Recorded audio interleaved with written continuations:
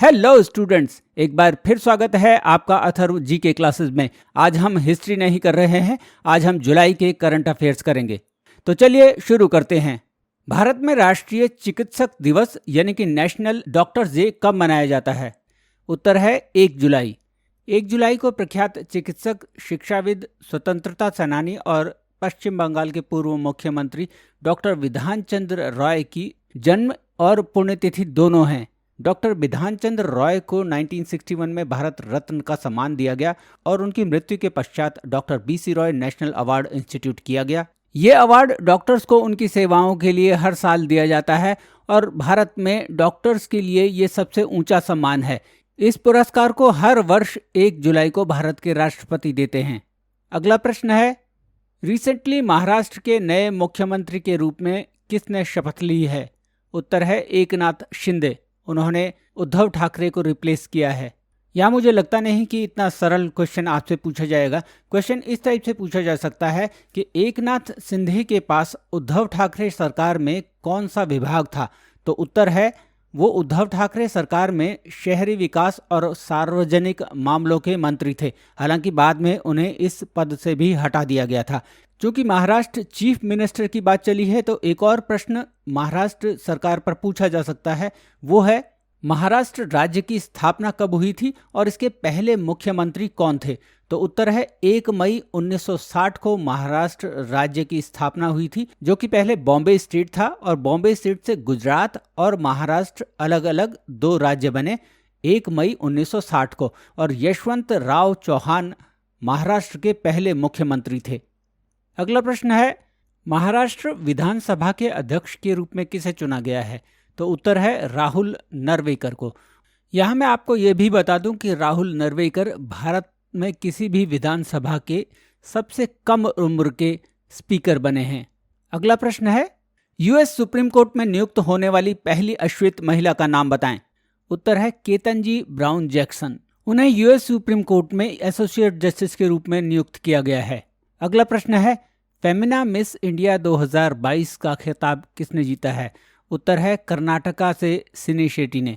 और राजस्थान की रूबल शेखावत प्रथम उपविजेता और उत्तर प्रदेश की शिनाता चौहान द्वितीय उपविजेता यानी कि सेकंड रनर्स अप रही हैं इस कंपटीशन में।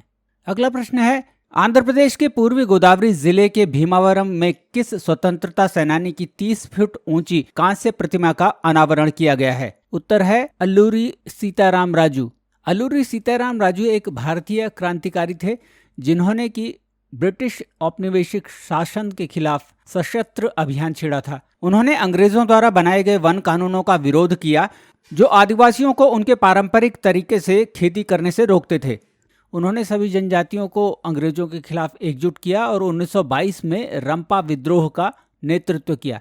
उन्हें स्थानीय लोग जो थे वो मन्यम वीरडू यानी कि जंगल के नायक के नाम से भी जानते थे। अगला प्रश्न है, विंबलडन 2022 जीतने वाली पहली एशियाई कौन बनी है? उत्तर है रूस में जन्मी एलेना रायबाइकना जो कि कजाकिस्तान से हैं और उन्होंने ट्यूनीशिया की ऑन्स जबूर को हराकर विंबलडन 2022 जीता है। अगला प्रश्न है, विंबलडन के फाइनल में पहुंचने वाली पहली अरब खिलाड़ी कौन है?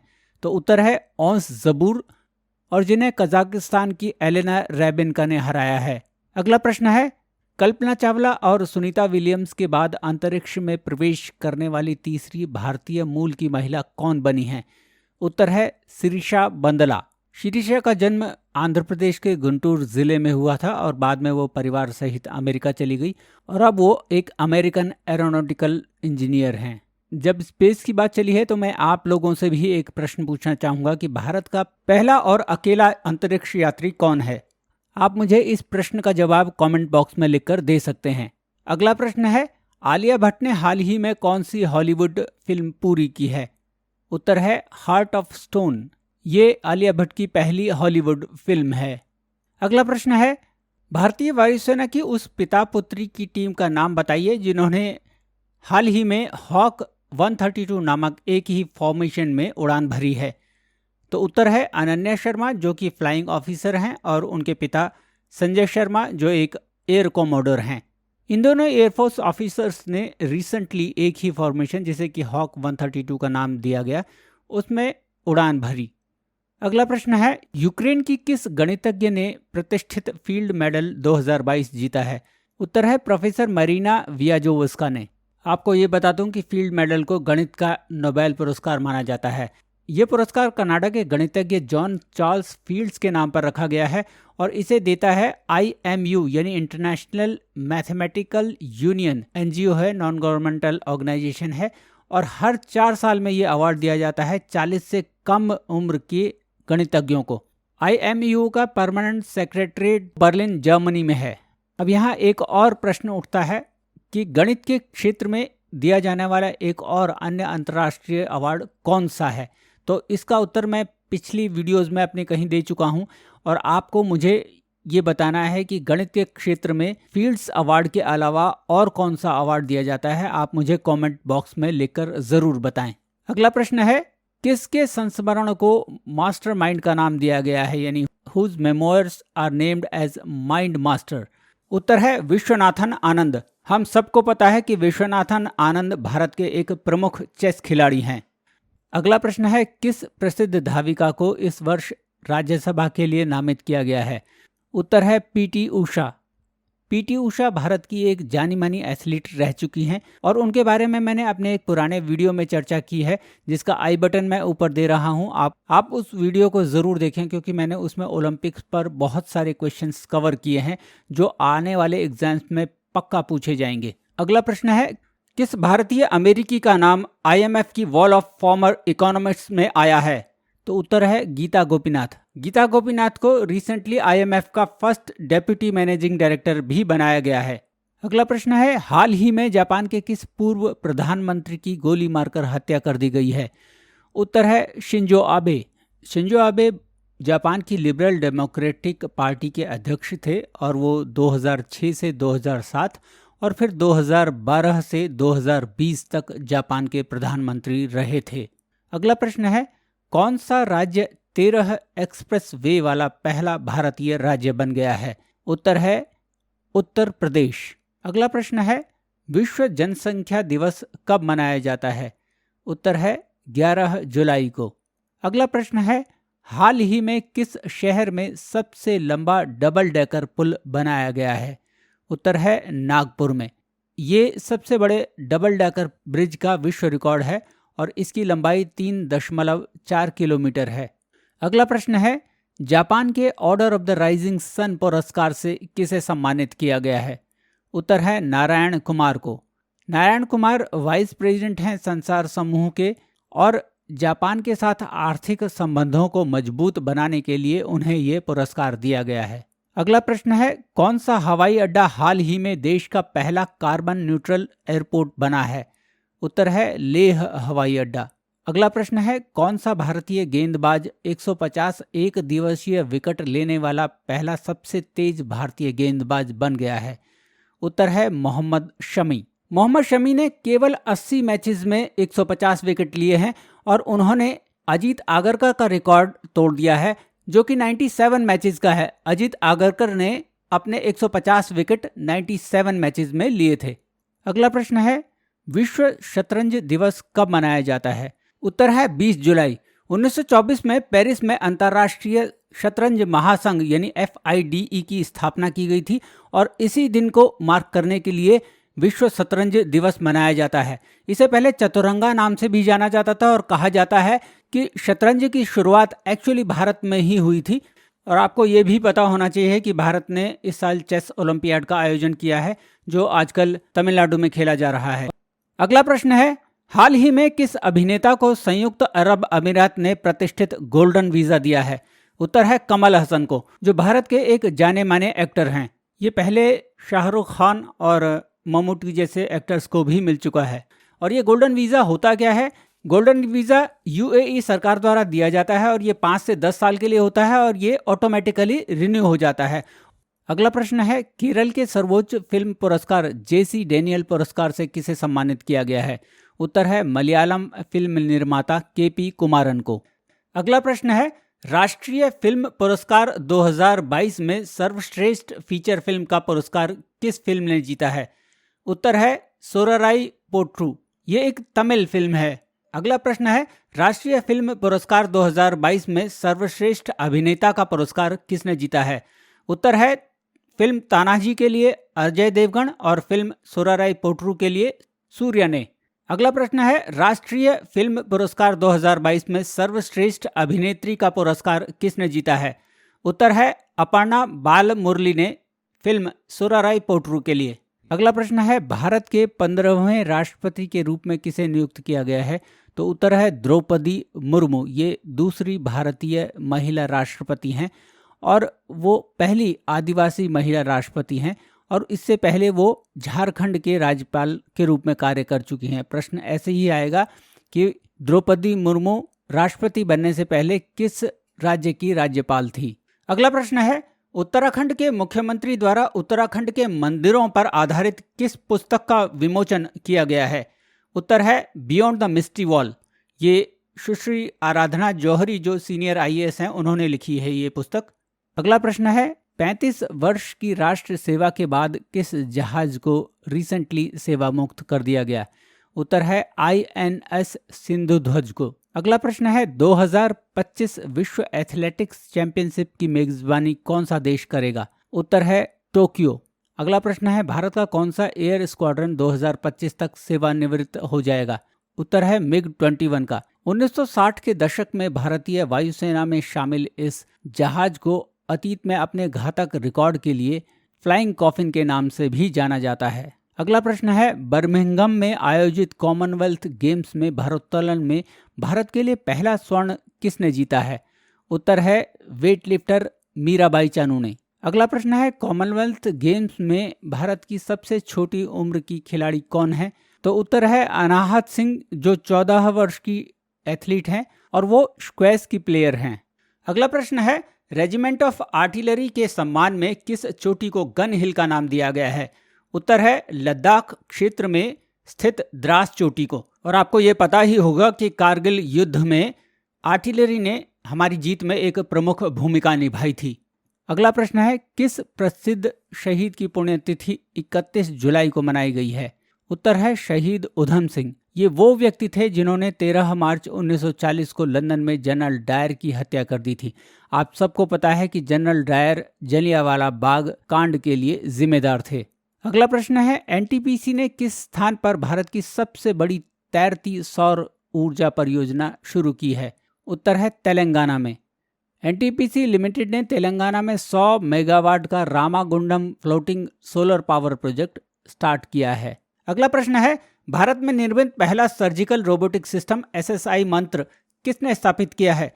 उत्तर है राजीव गांधी कैंसर संस्थान और अनुसंधान केंद्र नई दिल्ली ने। अगला प्रश्न है, स्पेन में 41वां विलाडी बेनास्क अंतर्राष्ट्रीय शतरंज ओपन किसने जीता है?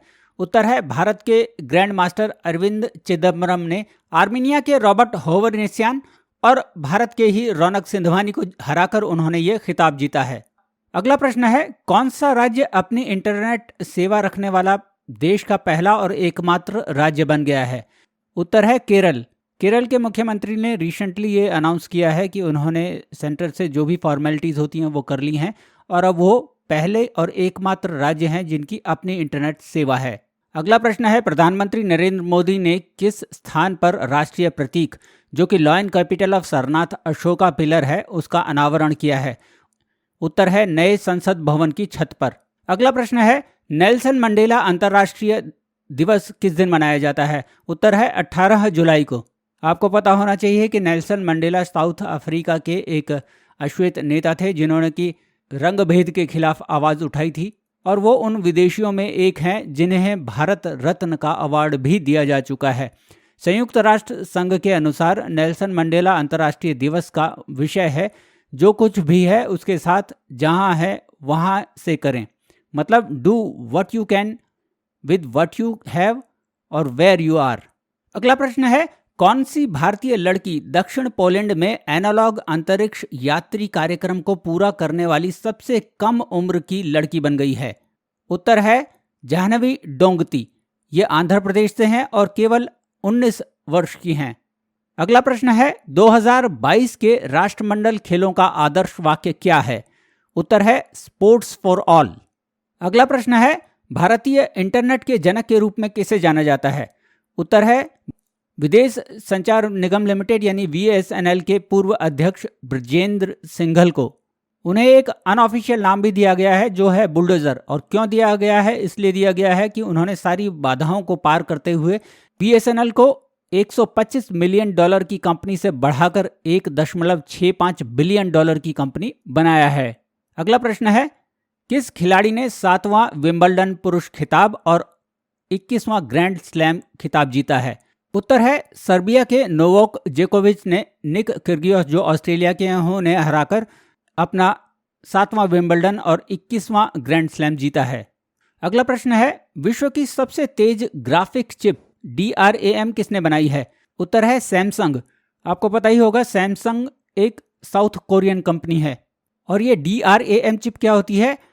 सरल शब्दों में कहें तो डायनामिक रैंडम एक्सेस मेमोरी एक सेमीकंडक्टर मेमोरी है जिसका की उपयोग हम कंप्यूटर प्रोसेसर में करते हैं। अगला प्रश्न है, देश का सबसे लंबे रेल मार्ग का खिताब किस एक्सप्रेस के नाम है?